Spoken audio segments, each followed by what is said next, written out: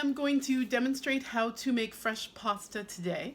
This is a demo that we would have done in class, and I still want to show you how to make it because it uses ingredients that you might have in your house. And I'm going to be demonstrating the second demo of how to roll it out using a pasta machine, but I'm also going to show you how to roll it out using a rolling pin, as well as something else you may have if you don't have a rolling pin. So this recipe uses 3 ingredients: flour, eggs, and water. That's it. I am going to demonstrate how to use all-purpose flour, but if you want to get extra fancy, you can also make your pasta using a combination of 2 ingredients. There's double O pasta for flour, and if you can see, you can buy this at Real Canadian Superstore. And then you also need semolina flour. Again, you can purchase at any specialty Italian store, but I got both of these at Real Canadian Superstore. They're not particularly expensive. I think this was $4 and this was maybe $3 or $4. And it'll last for a fair amount of time, but we're going to use regular old all-purpose flour. So I'm just going to put these away, and then we will continue. So for your recipe, you need a countertop. You need to make sure that your countertop is clean. So before we began this, I washed the countertop really well. And then I need 2 cups of flour. And the nice part about this recipe is that you don't need to measure. So I'm going to take my cup measure. I'm going to take out a cup, stick it there, take out another cup, whoops, and stick it there. And then I'm going to take this and just make a hole in the center. Then I'm going to put my flour away because I don't need it anymore and I don't want to make a lot of a mess. So put this away. So now I've got a hole in here, and the next thing I'm going to do is in this container I have 2 eggs and about 5 mils of water. And you're just going to beat it together. And the water's there to make sure that the eggs are not so, what's the word to describe eggs? Viscousy is maybe the right word. There we go. And once it's beaten, then what you're going to do is very carefully pour your eggs into the center. And then we're going to get started mixing. The counter is the best. You're going to take your fork, and your fork is going to be perfectly parallel with the ground or with the countertop. So not this way, just perfectly parallel. I take my other hand. I am left-handed, which means that I'm going to have to figure out how to do this so that you can see what's going on. And its job is to make sure that my flour wall doesn't break. And what I'm going to do is I'm going to start, and hopefully you can start to see that I am slowly stirring in a circle. The best way to describe it is the orbit of the moon around the earth. So we know from school that the moon, right, or the earth, let's say the earth around the sun, right? The earth orbits around the sun, but the earth also has its own orbit in addition to its orbit. So I'm not just circling, but I'm making that second circle as I go around. And what will happen is you will start to pick up flour. But what you maybe can't see right here is that this wall is starting to look like it might get penetrated by my fork. So then your hand goes here to make sure it doesn't do that. But because I'm left-handed, stir with my left hand, if I did that, then you wouldn't see what's going on. So I'm just going to be very, very careful. The reason I want to do that is if I'm not careful, then the eggs will break through and make a mess, and then you've ruined eggs. And we're at a spot where we want to hold on to as many eggs as we can. This recipe makes about 4 servings. It's not going to look like it makes a ton until you cook it, and then it's like, wow, that's a lot. And then you can easily, if you think about it, 2 cups of eggs, or 2 cups of flour and 2 eggs. So you could easily do the math if you wanted to increase or decrease. Pasta flour does, or pasta dough does freeze, and we've learned that the hard way when we accidentally froze it and thought it was pie dough. I couldn't figure out why the pie dough looked weird because it was pasta dough. And it was pasta dough made with the semolina flour, so it looked a little sort of grittier. Okay, so I'm going to keep going. Just taking that every once in a while to make sure that my wall doesn't get breached. Okay. And this part is going to be, honestly, the part of the recipe that takes the longest because it feels like nothing is happening at all, and then all of a sudden it starts to come together. But what you should hopefully start to notice as you start to do this, if you're doing this at home, that it's starting to get thicker and it's slowly starting to come together as a dough. And can you hear me scraping? So I'm actually not just stirring, I'm actually scraping along the bottom as I do my circular orbit to help pick up flour. If you wanted, you could make colored pasta, and it's actually quite simple. You can look online for recipes for colored pasta, but all that happens is I add some sort of ingredient to my eggs that helps color my pasta. So for example, if I wanted to make green pasta, then what I would do is take an herb like parsley or basil or cilantro, and you would whiz it in a food processor with a little bit of water. I could also take green peppers and cook the green peppers and whiz them up so you've got a puree. You could also do avocado.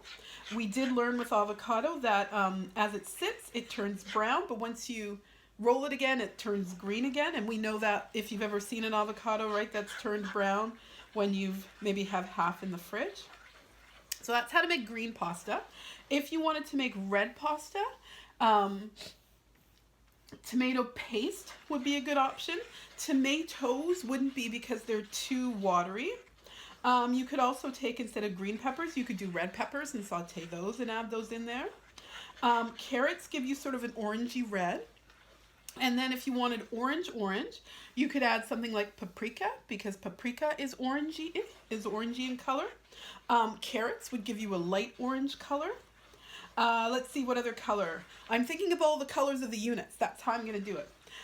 Blue, really the only thing that works with blue, which is really cool, if you take red cabbage and cook it with water, and then right at the end of cooking, add a little bit of baking soda. And because cabbage is acidic when it cooks, oh, by the way, as you go, and it's hard to see, but I have a little, I'm going to take it out here and show you a little lump of dough. I don't want that lump of dough. It's going to end up in my pasta, so I'm just going to toss that out to the side. Okay. So if you see big lumpy lumps, just make those lumps go away. Lumps in this case are not good. Other times lumps are good. This is a time when lumps aren't good. What was I saying? Oh yeah, so if you take the red and add a little bit of baking soda, then what will happen is it will actually turn like a tealy colored of blue.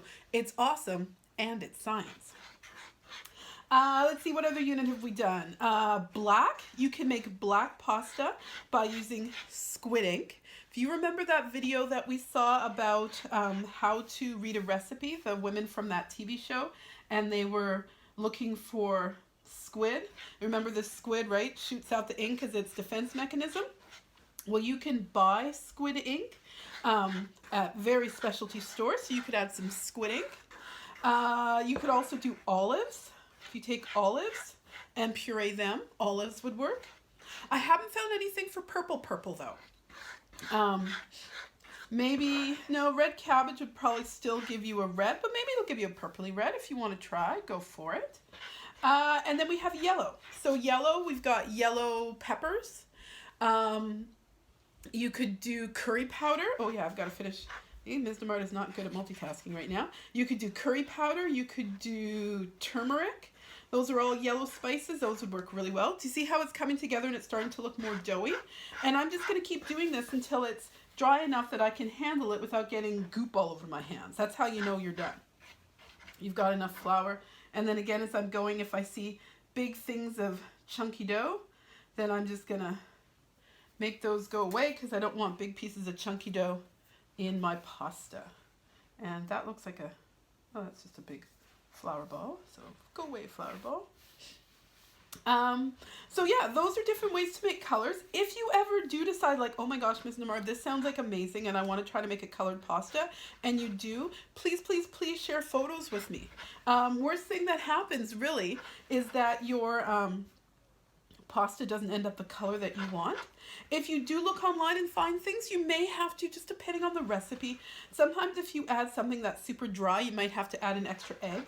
So for example, if I wanted to add a bunch of turmeric or, ooh, there's a big lump of dough. I'll put that there because I can use that. Or paprika or something like that, then you may, there we go, I think I'm ready. You may have to add an extra egg. Okay, so I think I'm ready to start kneading this. But the problem is I have a bunch of dough here that has a bunch of chudly bits of dough in there, and I want to make sure that I don't get those little crudly bits of dough in my dough. So what I'm going to do is wash my hands really quickly because I have dough on my hands.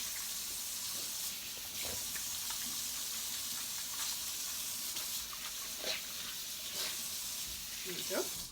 Then what I'm going to do is take a container, which I conveniently have here ready for you, and I'm going to scoop up this flour and sift it into this container so I get rid of all the bits of dough out of the flour. Now, one of the things I have which makes my life a lot easier when it comes to making pasta is a scraper.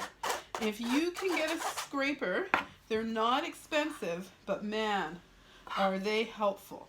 So what I'm going to do is I'm going to take my scraper. This one came from Metro Vancouver.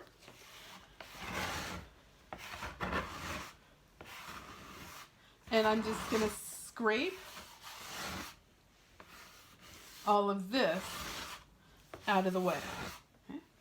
Then I'm going to take some of my sifted dough that I know doesn't have crudely bits of flour and put a little on here, and I can take this dough that I started and I'm going to knead it. Push, fold, and turn until you've got something that feels workable. So we push with our hand, fold, give it a turn, and if you need more flour, do. How much you need, I don't know, need for about 3 or 4 minutes. If you think about pasta dough, right, it's got to have to be boiled. So you want something that's going to be tough enough that's going to handle being boiled. One of the reasons that people will use semolina flour is semolina is made with a specific type of wheat, a hard winter wheat, as opposed to the wheat that most of us use, which is a soft spring wheat. There's a little bit of, my sister calls it useless information because I'm the queen of useless information. And so because of that, because it's a hardier wheat, it has a little more gluten in it, which means it can handle a little more stuff. It can handle some rough handling, and it can boil really well. Okay? So push, fold, turn. You want something that feels like, yeah, this could handle being rolled out.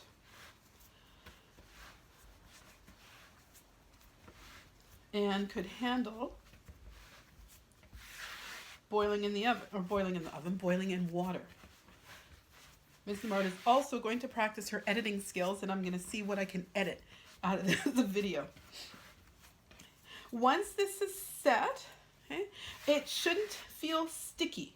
So it should feel not hard. It should feel like you can stretch it, but it shouldn't feel super sticky.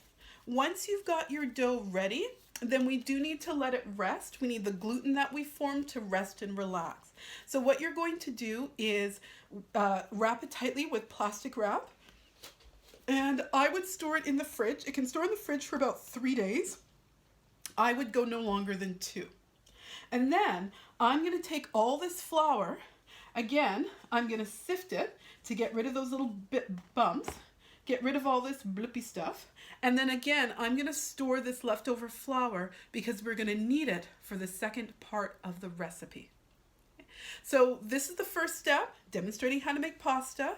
And then the second video that I'm going to do the next day, which is how to roll out pasta. Okay, thanks so much.